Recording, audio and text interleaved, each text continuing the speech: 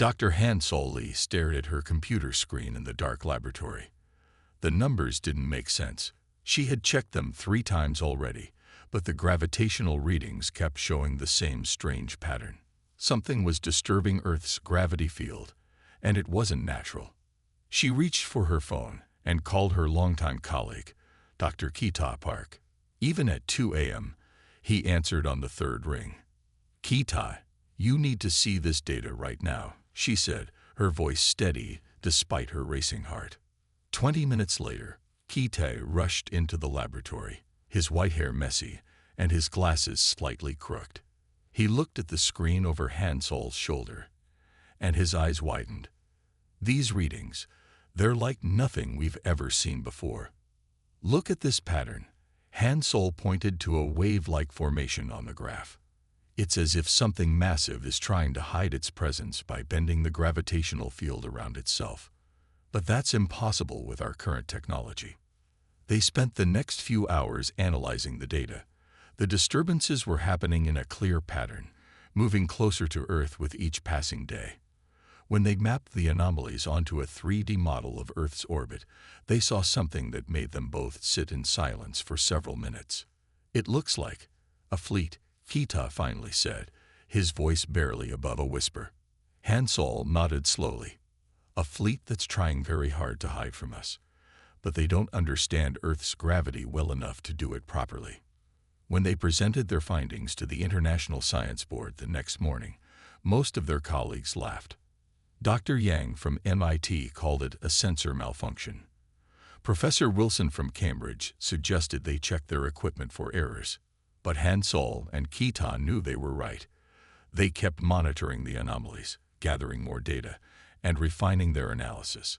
They worked day and night, watching as the disturbances grew stronger and moved closer to Earth. 1 week later, their evidence became impossible to ignore. Satellites around the world started picking up the same gravitational anomalies. Space telescopes caught brief glimpses of something massive moving through space, something that seemed to bend light around itself. The International Science Board called an emergency meeting. This time, nobody laughed at Han Sol's presentation. The room was silent as she showed them the updated data, proving that whatever was approaching Earth was artificial and massive in scale.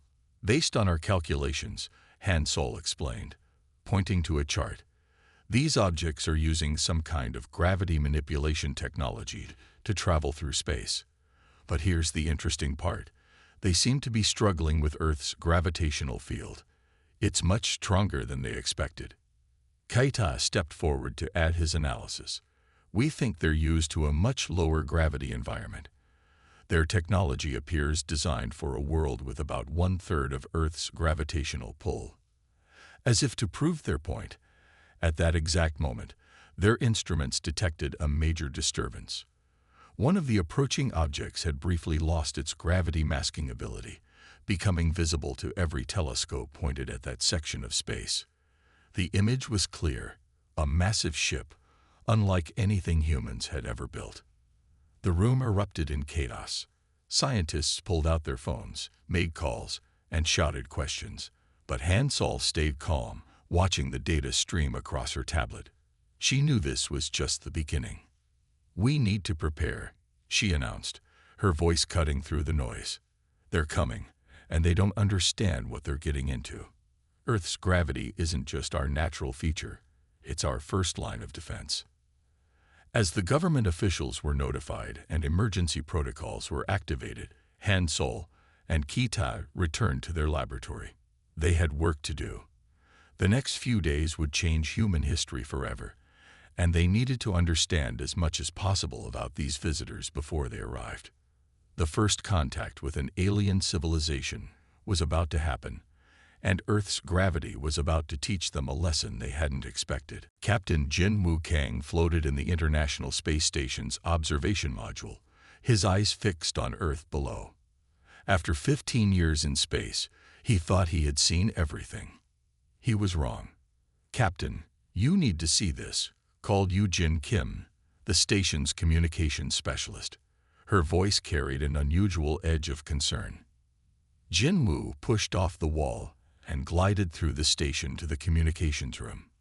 Yu Jin sat surrounded by screens, her hands moving quickly over the control panel. "I'm picking up strange signals," she said. "They're like nothing in our database." The signals came in bursts, following no pattern they recognized. But they weren't random noise. There was intelligence behind them. And after 3 hours of careful analysis, Yu Jin managed to decode a small portion.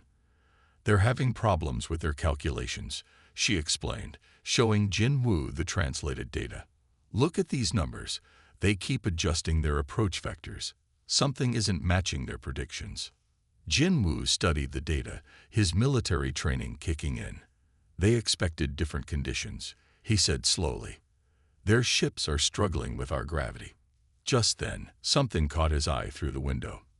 A slight distortion in space, like heat waves rising from hot pavement.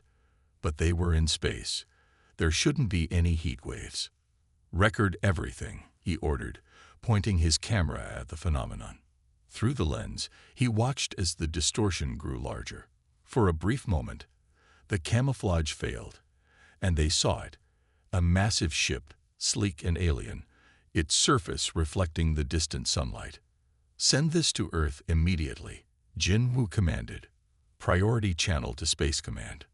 But before Yu Jin could transmit the footage, their instruments went crazy. Red warning lights flashed across every screen. The station's gravity sensors were detecting massive fluctuations. "Multiple objects detected," the station's computer announced, calculating trajectories. Jin Woo and Yu Jin watched in amazement as their screens filled with data. The alien ships were everywhere, their gravity-masking technology failing as Earth's pull grew stronger. "They're not used to this much gravity," Yu Jin realized, reading through more decoded transmissions. "Their ship's systems are designed for much weaker gravitational fields." The station's cameras captured more glimpses of the alien fleet as their cloaking systems failed repeatedly. Each ship was massive, easily the size of a small city, but they moved awkwardly, like swimmers fighting against a strong current. "Earth's gravity is their weakness," Jin Woo said, watching another ship struggle to maintain its position. They never expected it to be this strong. A new transmission caught Yu Jin's attention. This one was clearer, probably sent with more power in desperation. "They're talking about their home world," she translated. They say their gravity is only 1/3 of ours. Their ships weren't built for this." Jin Woo immediately opened a channel to Earth Defense Command. "This is ISS Captain Jin Woo Kang. We have critical information about the alien fleet. Their ships are compromised by Earth's gravity. I repeat, Earth's gravity is affecting their ships. They are vulnerable." As they waited for a response, they continued watching the alien ships struggle. Some were already starting to fall into lower orbits, unable to maintain their positions against Earth's relentless pull. "Their pride will be their downfall," Yu Jin said softly, still translating incoming transmissions. "They thought their technology made them invincible. They never considered that nature itself would be their greatest enemy." Jin Woo nodded, his eyes fixed on the failing alien fleet. "Sometimes the best defense isn't a weapon at all," he replied. "Sometimes it's just being exactly who and what we are." The next few hours would prove him right, as Earth's gravity prepared to teach these unwelcome visitors a lesson they would never forget. Commander Do Hyun Choi stood in Earth's Defense Force headquarters, watching the massive wall of screens before him. Red dots appeared all over the displays, showing alien ships entering Earth's atmosphere. His hands were steady as he directed his teams, but his heart beat faster with each new signal. "Sir, the first wave is beginning their descent," reported his senior officer. "They're attempting to establish landing zones across multiple continents." Do Hyun watched as the alien ships moved into the atmosphere.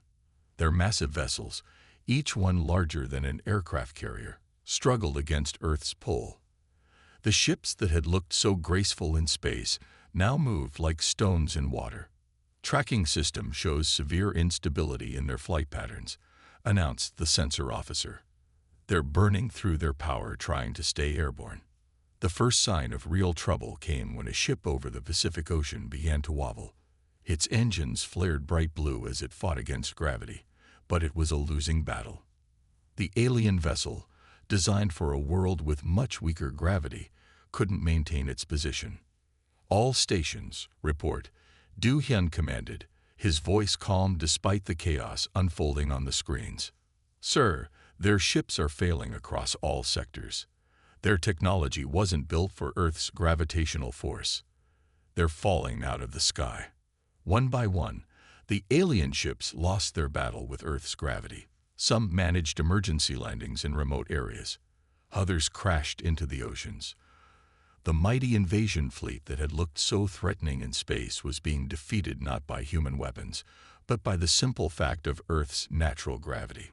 "Sir, we're receiving distress signals from multiple ships," the communications officer said. "They're asking for help. Their life support systems are failing under the gravity strain." Do Hyun made a quick decision. Send rescue teams to all crash sites. Alert medical units to prepare for possible survivors. These aliens may be our enemies, but we won't let them die if we can help it. The rescue operations began immediately. Reports came in from around the world. In the Gobi Desert, a ship had managed a rough landing. In the Amazon rainforest, another lay half buried in the earth. Off the coast of South Africa, naval vessels rushed to help a sinking alien craft. "Commander, we're getting visual feeds from the rescue teams," an officer called out. The screens showed the first images of the aliens themselves. They were tall, thin beings, clearly adapted to a world with much less gravity. On their home planet, they might have looked graceful and powerful. But here on Earth, they could barely stand. Their long limbs trembled under their own weight as human rescue teams helped them from their crashed ships. "They never stood a chance," Du Hyun said quietly. "All their advanced technology, all their careful planning, and they forgot the most basic thing, the force that keeps us all on the ground." Reports continued to come in throughout the day.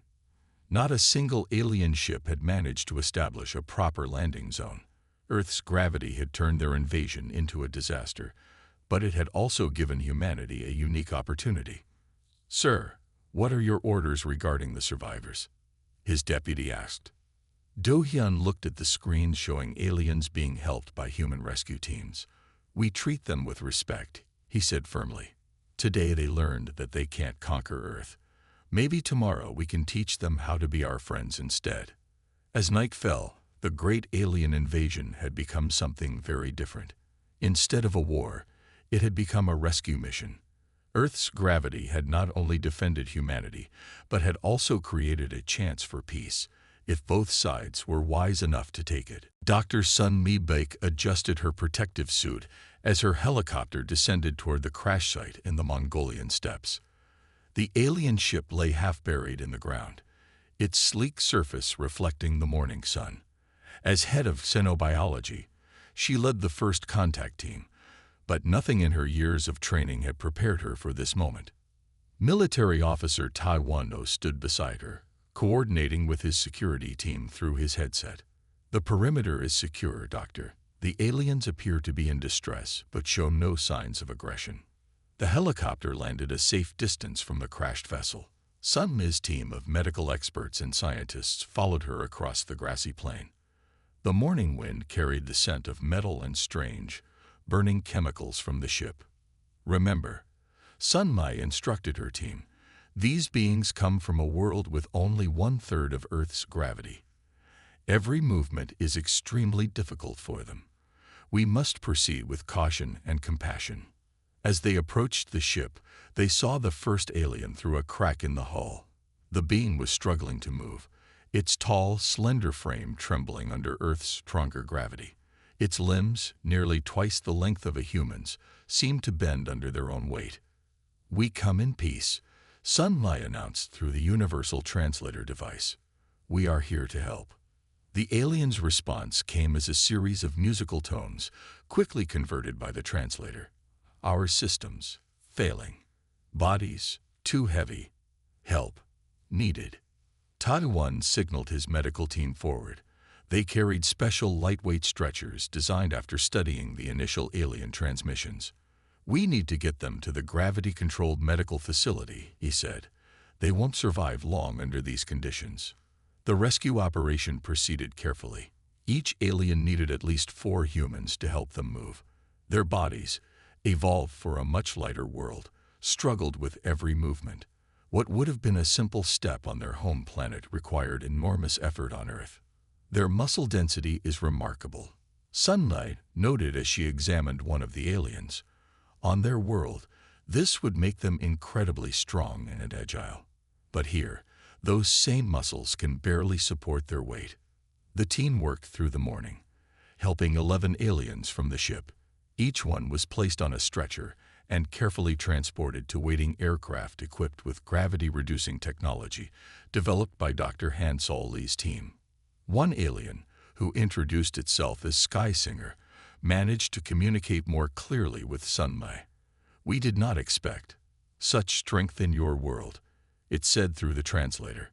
"Our weapons, useless, when we cannot even stand." "Your weapons are not needed here," Sunmai replied gently.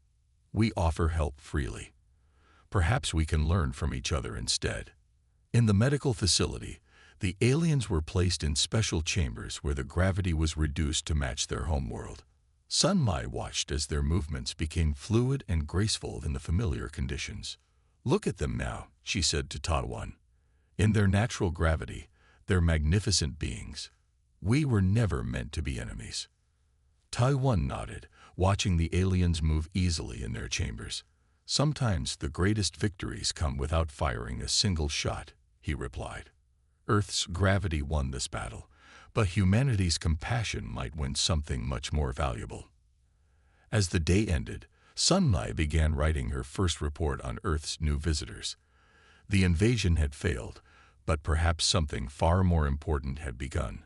The first steps toward understanding between 2 very different species. Ambassador Myra Song walked through the specially designed meeting chamber.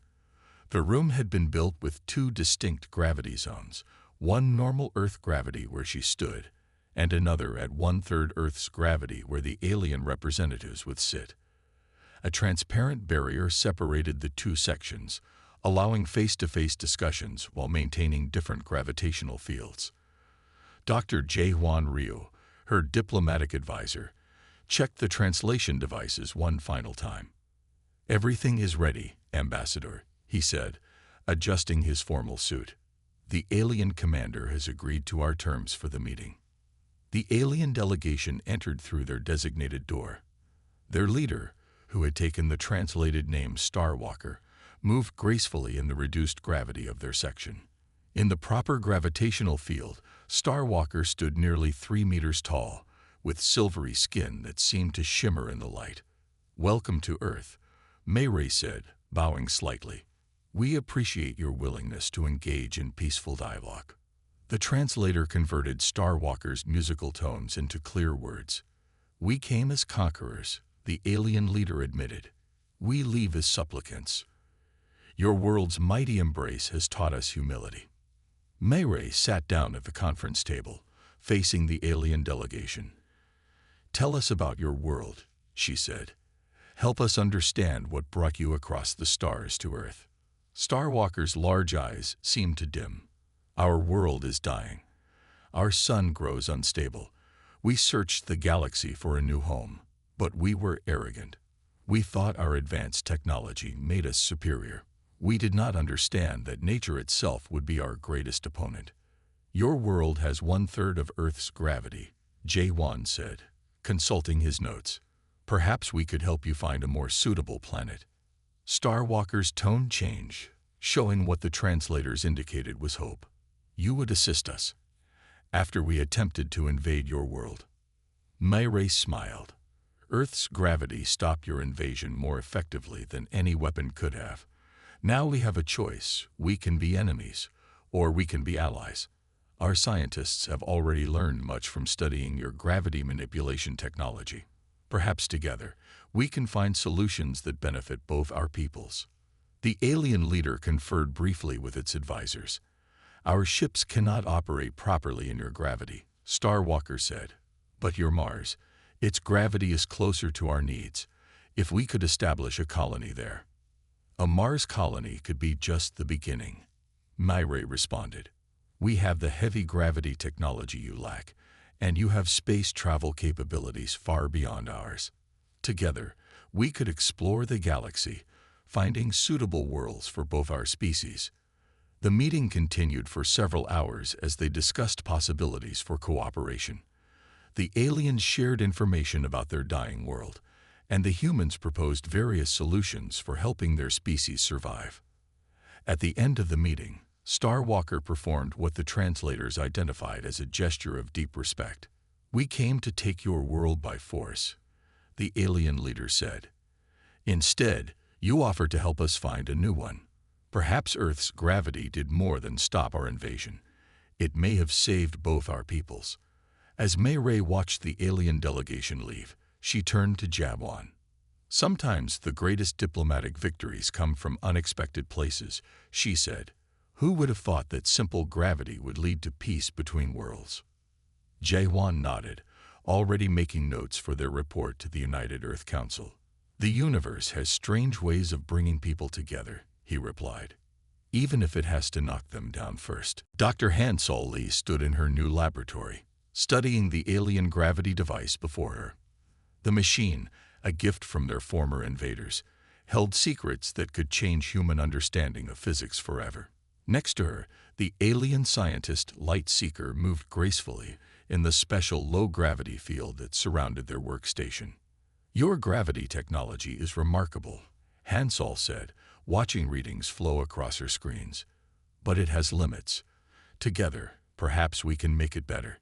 Light Seeker's translator converted their musical response. Our devices can reduce gravity's effects, but they consume too much power. Your world's strong gravity drains them quickly.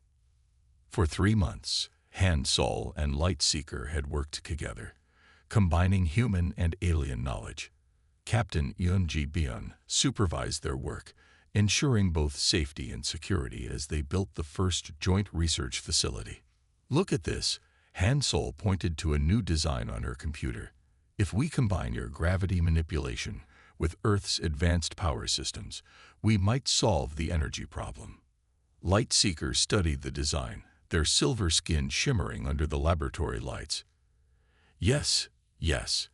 Your nuclear fusion technology could power our gravity devices indefinitely. They worked through the night, testing their new ideas. The breakthrough came at dawn. Hansol's team had successfully created a device that could maintain stable gravity fields without draining massive amounts of power. Try it now, Hansol said, activating their prototype. The device hummed softly as it created a perfect low-gravity zone. Light Seeker stepped into it, moving as easily as they would on their home world. Captain Yunji watched from the control room, monitoring all safety systems. Power consumption is stable, she reported. The field is holding steady at exactly 1/3 Earth gravity. The success of their prototype led to rapid developments. Within weeks, they had designed larger versions that could cover entire buildings. The joint research facility became a symbol of cooperation between the two species. Imagine the possibilities, Hansol said during a meeting with both human and alien scientists. We can create permanent living spaces for your people here on Earth. And with this technology, humans could work comfortably on high-gravity planets. Light Seeker added their own thoughts. Together, we can explore worlds that neither of our species could visit alone. Heavy worlds, light worlds, all become accessible. The project grew quickly. Construction teams began building the first permanent alien embassy on Earth, complete with large-scale gravity control systems. Scientists from both species worked side by side, learning from each other. It's amazing, Captain Yunji said one evening, watching humans and aliens working together in the facility. A few months ago, we thought we were facing an invasion. Now we're building a future together. Hansol nodded, looking at her computer where Light Seeker had just sent new calculations. Sometimes the best discoveries come from unexpected places, she replied. They came to conquer us with technology, but ended up teaching us how to build bridges instead. The Gravity Control Project became the foundation for a new era of cooperation. What had started as an invasion attempt had transformed into humanity's first step toward becoming a true spacefaring civilization. Perhaps, Lightseeker said, using their newly installed permanent translator, this is what the universe intended all along. Not conquest, but cooperation. Not invasion, but innovation. Han Sol smiled at her alien colleague. Earth's gravity had stopped an invasion, but human ingenuity and compassion had won something far more valuable: a friend among the stars. Anthropologist Min-Ji Wang watched with fascination as human and alien children played together in the specially designed gravity playground. One half operated at Earth's normal gravity, while the other half maintained the lighter gravity that the alien children needed. The children had invented games that used the gravity difference, throwing softballs back and forth across the barrier, watching them arc differently in each zone. They adapt so quickly, she said to engineer Sung Ho Nam, who oversaw the Mars terraforming project. The children don't see the gravity barrier as a division. They see it as part of the game. Sung Ho nodded, reviewing the latest data from Mars on his tablet. The first alien families have settled successfully in the Martian colonies. The lower gravity there suits them better, and our new technology helps maintain stable living conditions. Min-Ji recorded her observations as more families arrived for the daily cultural exchange session. Human parents chatted with alien parents through their translators, sharing stories about raising children in their different worlds. The aliens, once feared as invaders, had become neighbors and friends.